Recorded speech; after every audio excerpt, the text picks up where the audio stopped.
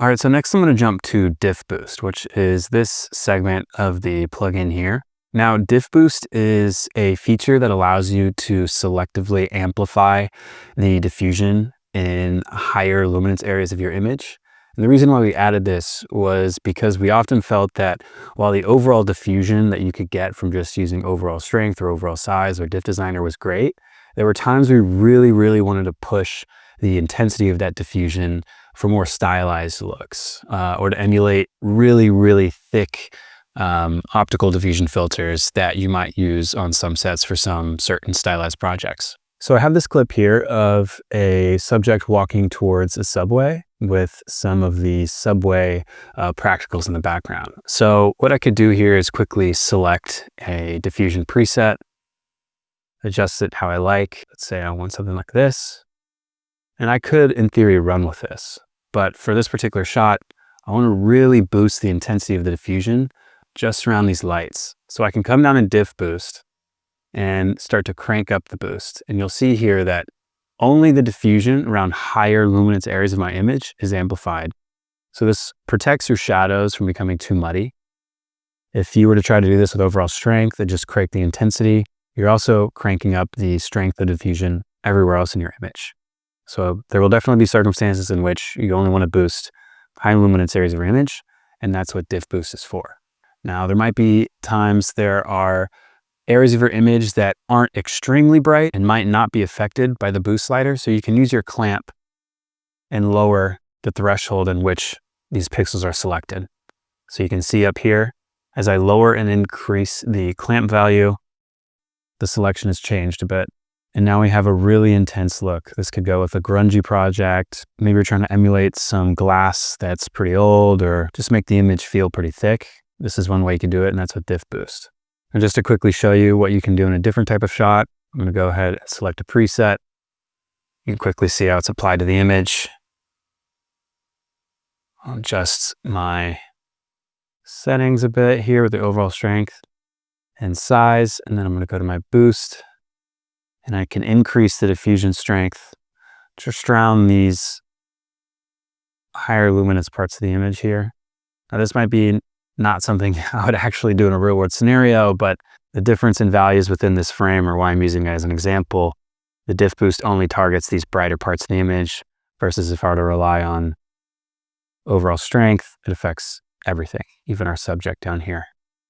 So by using these two in conjunction, you can get some pretty cool looks. Now, lastly, I'm going to show you one more example of how to use Diff Boost in conjunction with our experimental tab. Now, within the experimental tab, we have a couple of controls that we were toying with when developing DigiDiff, and we felt they made the user experience a bit more convoluted and were parameters that could be helpful, but most of the time wouldn't be something you would touch. In the spirit of giving complete control to our users, we left them in, but put them under an experimental tab to indicate that these are things that you might experiment with here and there, but for the most part, you might not touch these. We have consistent exposure, which if I select a preset, I'll turn it up. Consistent exposure just keeps the image at a consistent level exposure-wise as you increase and decrease your overall strength. So whenever you add things to your image in the grade, these things are all additive processes for the most part, so they increase the exposure of your image. So we leave this checked most of the time because the last thing we want is for you to add diffusion upstream in your pipeline and then later on downstream have to compensate for that exposure adjustment. But we also realize there might be instances in which you might want the brightness of your image to increase with diffusion to give it more of a glowy, dreamy vibe. So we left that in here. And then we also have the threshold slider, which allows you to specifically target areas of your image in which any diffusion is applied at all. So to start, whenever the threshold slider is at 100% of the image is being affected with the diffusion. But as I start to lower the slider, basically it's just moving the cutoff in which diffusion is applied, starting from the brightest pixels and moving down. One cool way that you can use this in conjunction with Diff Boost is to create really cool specular highlights. This could be good for food-related projects, product-heavy projects, and I'll show you here. So we have this shot of a dish. That's pulled out of frame. Now what I want to do is I want to make this dish look really dreamy. I want these bright edges of this dish to really pop. So what I'm going to do is I'm going to only make sure that the diffusion is applied to just these bright areas of the food. I'm going to adjust my threshold to where it's only on the food, which is about 93%. And then what I'm going to do is I'm going to increase my boost. And you'll see that only these specular highlights on the food are being affected. Now I'm going to also decrease the size here. Maybe the overall strength just a bit. You'll see as I adjust this, the image changes in brightness. That's because of consistent exposure. So I'll uncheck that, make sure everything is consistent.